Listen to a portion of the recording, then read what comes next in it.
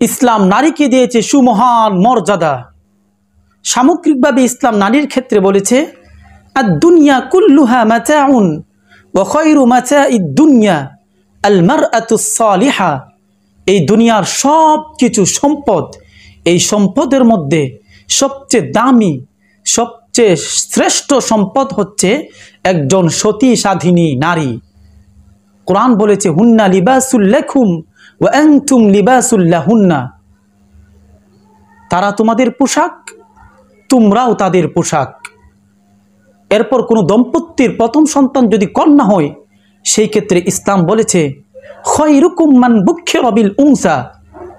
যার ঘরের প্রথম সন্তান কন্যা, সেই ঘরটা আল্লাহ রাব্বুল আলামিন বরকতময় করে দিবেন।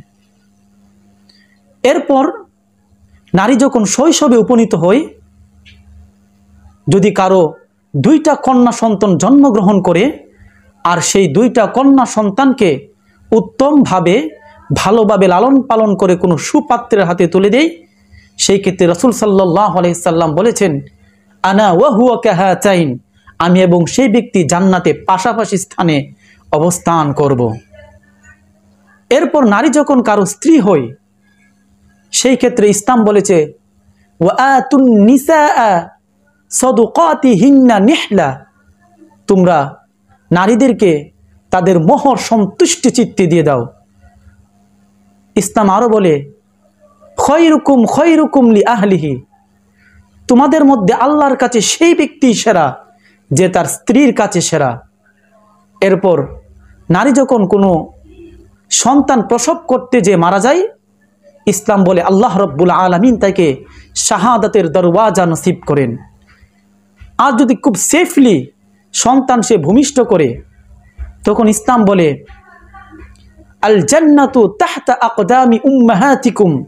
জান্নাত তোমাদের মায়ের পায়ের নিচেই রয়েছে। মানে বিধবা হয়, সেই ক্ষেত্রে ইসলাম নারীকে বলেছে আসসাই আলাল আরমালাতি কাল মুজাহিদি ফি সাবিলিল্লাহ। মানে যারা বিধবা নারীদের সাহায্য সহযোগিতা করে, আল্লাহ রাব্বুল আলামিন তাকে জিহাদের ময়দানের সওয়াব দান করেন। এরপর নারী যখন কারো মা হয়, সেই ক্ষেত্রে ইসলাম দিয়েছে আরো সুমহান মর্যাদা। ইমাম বুখারী তার কিতাব বুখারীতে বর্ণনা করেন, আবু হুরায়রা রাদিয়াল্লাহু তাআলা আনহু বর্ণনা করেন জাআ রাজুলুন ইলা রাসূলিল্লাহি সাল্লাল্লাহু আলাইহি ওয়াসাল্লাম। এক ব্যক্তি আল্লাহ রাসূল সাল্লাল্লাহু আলাইহি সাল্লামের কাছে এসে বলল মান আহাক্কুন নাস বিহুসনি সুহবাতি ইয়া রাসূলুল্লাহ। হে আল্লাহর রাসূল, আমার উত্তম সাহচর্যের কে বেশি হকদার? রাসূলুল্লাহ বললেন উম্মুক, তোমার মা। সাহাবী আবার প্রশ্ন করলেন সুম্মা মান, এরপর কে? রাসূলুল্লাহ বললেন উম্মুক। আবার বললেন সুম্মা মান, এরপর কে? রাসূলুল্লাহ বললেন উম্মুক। চারবারের মাথায় রাসূলুল্লাহ বললেন আবুক, তোমার পিতা। অন্য বর্ণনায় এসেছে রাসূলুল্লাহ চারবার মায়ের কথা বললেন, আর পঞ্চমবার এর ক্ষেত্রে তিনি বললেন তোমার বাবা। এই ক্ষেত্রে ইসলাম প্রতিটা ক্ষেত্রে, প্রতিটা সেক্টরে, প্রতিটা ধাপে ধাপে নারীকে দিয়েছে সুমহান